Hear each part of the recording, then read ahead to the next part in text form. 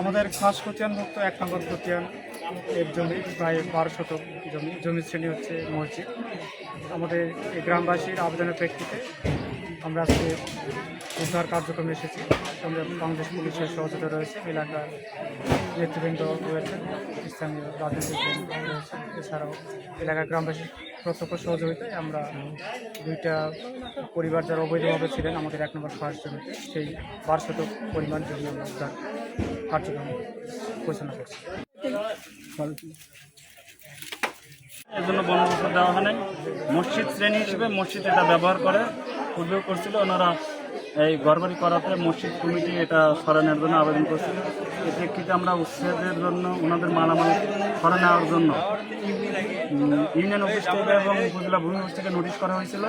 ওনারা অদ্যাবধি সরা নেয়। সেই তারিখ চলে গেছে 6/3, আজকে 7/1 চলতেছে। ওনাদের ডাইকেও বলা হয়েছে যে আপনারা সরা নিলে ভালো, আমরা যদি যাই তাহলে হয়তো আপনাদের মালামালের ক্ষতি হবে। কোন সরা নেয় না, এই জন্য আজকে এই উচ্ছেদ বা অভিযান চালানো হচ্ছে। ঠিক।